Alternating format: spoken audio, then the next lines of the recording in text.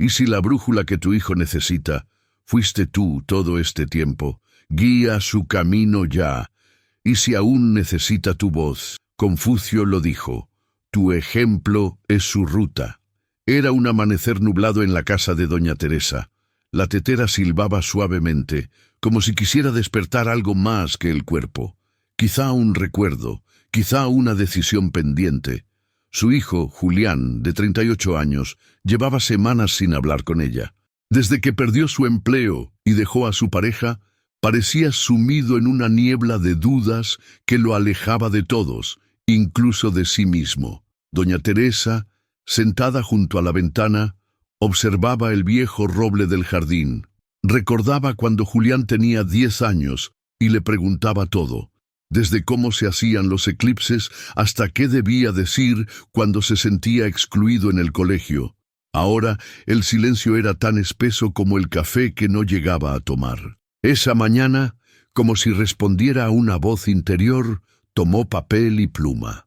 No para darle consejos, no para decirle qué hacer, sino para recordar, y en ese recuerdo empezar a comprender cómo su ejemplo, sus silencios y sus propias decisiones de vida habían trazado caminos invisibles en la mente de su hijo.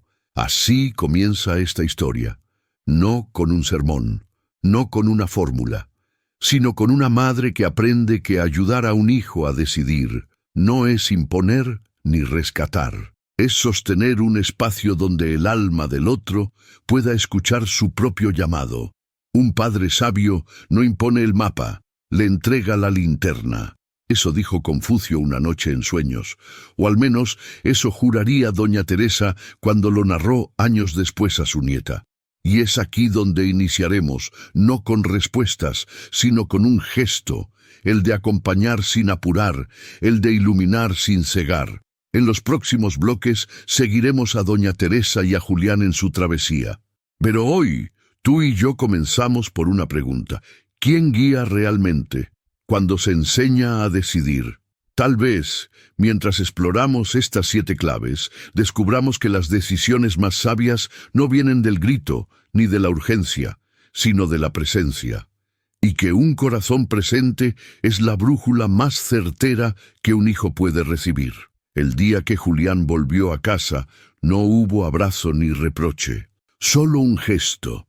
Doña Teresa se levantó en silencio, sirvió 2 tazas de té y colocó una frente a él, en la mesa de madera que los había visto crecer.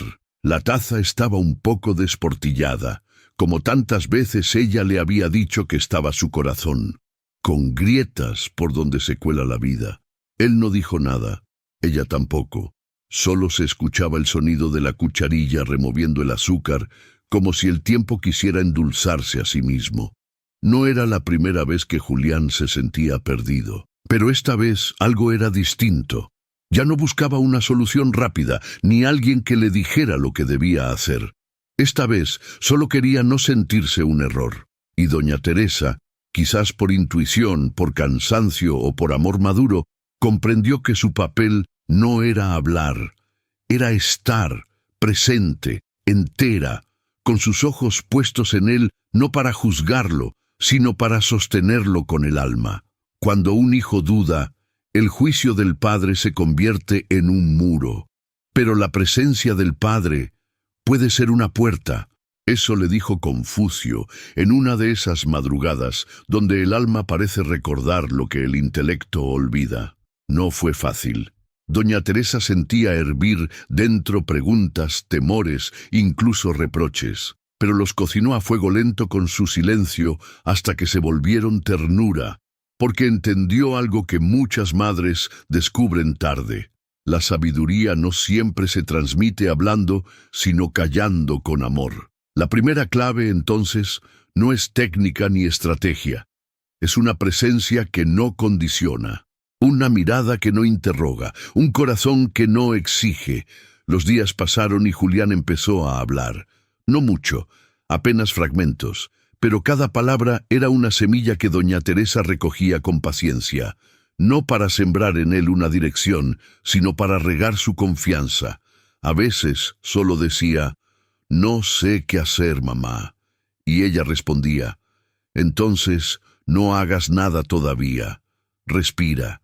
El alma también necesita tiempo. Esa frase, más que un consejo, fue un refugio. Julián la repitió en voz baja días después, mientras miraba al cielo desde el porche, como si esas palabras tejieran un puente entre su confusión y una claridad futura que aún no llegaba. Así, la presencia sin juicio no fue pasiva, fue activa en su humildad, porque acompañar sin juzgar requiere una fuerza espiritual profunda. Requiere ver al hijo no como una extensión de uno mismo, sino como un alma en su propio viaje. Una tarde Julián preguntó, ¿y tú cómo decidiste quedarte sola con nosotros cuando papá se fue? Doña Teresa dejó que el silencio hablara primero. Luego, como quien abre una caja antigua llena de cartas no enviadas, dijo, no lo decidí de golpe. Cada día lo decidía otra vez, algunas mañanas por amor, otras por miedo y muchas por costumbre, pero todas fueron mías. Y al final, eso fue lo que me sostuvo. Saber que nadie lo eligió por mí. Julián asintió. No había juicio en su mirada, solo un respeto nuevo, como si ese relato le hubiese enseñado que decidir no es hacerlo perfecto, es hacerlo propio.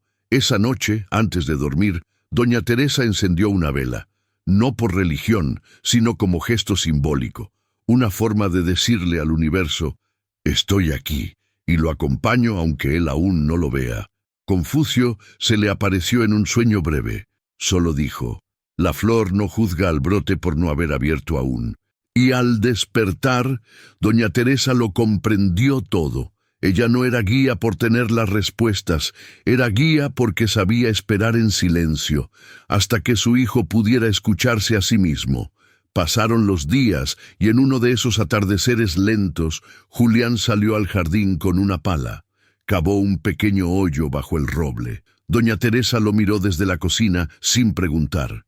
Al rato, él entró y le dijo, planté un ciruelo. Dicen que tardan años en dar fruto. Ella solo respondió, y sin embargo dan. Ese gesto, aparentemente simple, fue una metáfora que solo el silencio pudo revelar. Julián no lo sabía aún, pero al plantar ese árbol, estaba eligiendo echar raíces, y con ellas también una promesa, la de dar fruto algún día, aunque no supiera cuándo ni cómo. Durante las noches siguientes, la conversación fue haciéndose más frecuente. Julián no pedía consejos, hablaba de sueños raros, de libros que una vez quiso leer, de un miedo que no sabía nombrar. Doña Teresa lo escuchaba con una presencia que no pedía resultados, solo ofrecía su escucha como si cada palabra de su hijo fuera una oración inconclusa que merecía ser completada por el tiempo. Así, sin métodos, sin fórmulas, fue emergiendo en él una nueva brújula. No venía de afuera, nacía dentro. Y quizás eso era lo que doña Teresa siempre había intuido, que uno no enseña a decidir dictando caminos, sino despertando en el otro el deseo de caminar. El ciruelo aún no había brotado cuando Julián cometió su primer nuevo error. Intentó regresar a su antiguo trabajo, pero fue rechazado. Una empresa más joven, con otras ideas, con otro ritmo. Aquello que en su juventud habría vivido como fracaso, esta vez lo recibió con otra emoción. Vergüenza, una que no se gritaba, que se escondía en los ojos cuando no se sostenían las miradas. Esa tarde no habló, solo dejó las llaves sobre la mesa. Doña Teresa comprendió sin palabras que algo se había torcido. Le bastó ver cómo él se quedó quieto ante la taza de té, como si el calor de la cerámica fuera su último consuelo. No salió como esperaba. Fue todo lo que dijo. Ella no dijo, te lo dije, ni hay otros lugares. Simplemente se sentó frente a él y puso su mano sobre la suya. No para consolar, para compartir la carga. Ese día no hablaron del error, pero sí compartieron el silencio que sigue al derrumbe. Esa noche, mientras doña Teresa tejía, recordó algo que su abuela decía: tejer es equivocarse y volver a empezar sin perder el hilo. Y ahí entendió que también la vida era así. Nadie vive sin errores, pero algunos convierten el error en castigo y otros en sabiduría. Al día siguiente, Julián bajó más temprano de lo habitual, se sentó en el jardín y comenzó a escribir. Unas frases sueltas, sin intención. Doña Teresa no preguntó. Lo observó desde la distancia, como quien cuida un fuego recién encendido. Los errores no apagan el alma, solo la invitan a respirar distinto. Confucio le susurró en ese momento, como si leyera lo que Julián estaba escribiendo. Esa semana, Julián tropezó otra vez. Intentó ayudar a un amigo con un negocio y perdió dinero. El enojo no era por la pérdida, sino por sentirse otra vez inútil. Doña Teresa lo vio romper un vaso. No lo regañó, solo recogió los cristales. Le tendió un paño para la mano y le dijo: «Todos rompemos algo cuando no sabemos cómo repararnos por dentro». Él lloró en silencio, no por el vaso, por todas las veces que nadie le había dicho eso. Así fue como Julián, sin saberlo, comenzó a cambiar su relación con el error. Ya no lo escondía, lo conversaba, lo escribía, lo lloraba, pero sobre todo lo honraba, porque entendía que cada caída era una curva más en el camino, no su final. Una tarde, mientras caminaban juntos por el mercado, Julián le dijo: «¿Sabes qué me pesa más? Haber creído que tenía que acertar siempre para que me quisieran». Doña Teresa lo miró con ternura. Le acarició la espalda y respondió: «Tú ya eras amado antes de aprender a caminar». Ese día, Julián compró semillas de lavanda. Dijo que quería oler algo que lo hiciera sentir en paz. Y doña Teresa comprendió que su hijo ya no huía del error. Lo estaba convirtiendo en aroma. Los errores, le enseñó Confucio en otro sueño, no son manchas, son mapas. Y cada vez que un hijo cae, lo importante no es decirle por dónde ir, sino enseñarle a leer las señales que dejó esa caída. Un día, mientras caminaban por la vereda que bordeaba el campo, Julián se detuvo frente a una vieja tapia. Tenía partes derrumbadas, otras cubiertas de musgo. Le dijo a su madre: «¿Ves esa pared? A veces siento que así está mi vida, rota en partes, difusa». Ella lo escuchó, miró la tapia y dijo: «Esa pared aún sostiene la sombra, y en esa sombra crecen helechos. A veces lo que creías ruina es un refugio para lo que aún está por nacer». Esa noche, Julián dibujó por primera vez en años. Era un boceto de la tapia, con helechos brotando de las grietas. Lo firmó con un nombre que no usaba desde joven: Julián C. Doña Teresa lo miró y sonrió. Había algo nuevo en ese trazo: aceptación. Como si él hubiese entendido que los errores no deben borrarse, deben ser parte del lienzo. Confucio volvió a aparecer en un sueño. Esta vez, sentado frente a una fuente, dijo: «El agua que se desvía encuentra cauces nuevos. No maldigas el río. Observa hacia dónde quiere llevarte». Y Julián despertó con una idea. No de negocio, no de empleo, de vida. Algo más íntimo, más suyo. Tomó una caja vieja y comenzó a llenarla de cartas. Cartas que nunca había enviado. A su padre, a sí mismo, a antiguos amigos, a errores pasados. Las tituló Errores con nombre propio. Doña Teresa no preguntó. Pero una mañana encontró una carta sobre su almohada. Decía: «Gracias por no haberme corregido con prisa. Gracias por no juzgar mis desvíos. Gracias por ser mi sombra cuando no quise luz». Ella la leyó y lloró. No de pena, de redención, porque supo que por fin su hijo había entendido algo esencial: que equivocarse no lo hacía menos digno, lo hacía humano, y que un corazón que acepta sus errores es un corazón que está listo para amar de verdad. Así, mientras el ciruelo comenzaba a brotar tímidamente, también lo hacía Julián, ya no como alguien que temía equivocarse, sino como alguien que había hecho las paces con sus heridas, y en cada error veía ahora una brújula, no que lo señalaba con culpa, sino que lo invitaba a mirar dentro. El día que Julián le anunció a doña Teresa que se iría a vivir solo de nuevo, no hubo lágrimas, solo una pausa larga entre dos sorbos de té. He encontrado un sitio pequeño, con luz por la mañana, dijo él. Quiero intentarlo otra vez. No sé si será por mucho tiempo, pero siento que debo ir. Doña Teresa sostuvo la taza entre las manos.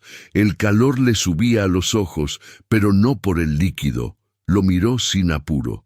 Está bien, hijo. La casa no es para retener. Es para regresar si hace falta. Y en esa frase se escondía toda una filosofía: no criar para controlar, sino para liberar. Esa noche encendió una vela, esta vez no por él, por ella, para acompañarse en el proceso de soltar, porque también los padres, aunque no lo digan, necesitan despedirse de ciertas versiones de sus hijos, y a veces, incluso, de sí mismos. El día de la mudanza, Julián se llevó pocas cosas: libros, cuadernos, una planta. Pero antes de cerrar la puerta, dejó algo en la cocina. Una pequeña caja de madera. Dentro, una nota escrita con su caligrafía temblorosa. Mamá, no tengo palabras para todo esto. Solo sé que tu silencio me salvó, que tus errores me enseñaron, que tu libertad me dio alas. Doña Teresa guardó la caja sin abrirla más, no porque no quisiera leer, sino porque entendía que hay regalos que se reciben en el alma y no en los ojos. Durante los primeros días de la partida, la casa se llenó de huecos. El sonido de una taza al ser colocada sobre el mármol, el crujido de la escalera vacía, el perchero sin su abrigo. Pero doña Teresa no los vivió como ausencias. Los vivió como espacios sagrados donde Julián había aprendido a estar consigo mismo. Un domingo por la tarde, mientras regaba el ciruelo, que ya tenía brotes nuevos, recordó una frase que su madre le decía cuando ella misma se convirtió en madre. Soltar no es perder, es bendecir el vuelo sin pedir el destino. Y eso hizo. Bendijo, en silencio, frente al árbol, con el agua en la regadera como símbolo de vida que no se retiene, porque sabía que las raíces de Julián ya no estaban en su jardín, sino en su interior. Días después, recibió una carta. No tenía remitente, pero reconoció la letra. Decía: querida mamá, hoy entendí que lo que me diste no fue dirección, fue confianza, que tus manos no me empujaron, solo se apartaron para que yo pudiera andar. Si alguna vez tengo un hijo, quiero enseñarle como tú me enseñaste, con presencia, con ternura, sin cadenas. Doña Teresa cerró los ojos, y por primera vez en mucho tiempo no sintió la necesidad de hacer nada, ni responder, ni comentar, ni planear, solo respirar, porque había entendido que su tarea ya no era guiar, era simplemente ser.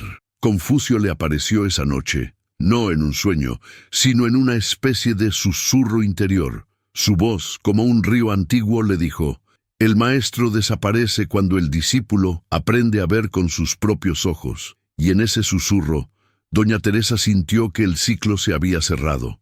No porque Julián ya no necesitara aprender, sino porque había recordado cómo hacerlo por sí mismo. Esa mañana, al abrir la ventana, el viento traía una fragancia nueva. Era lavanda.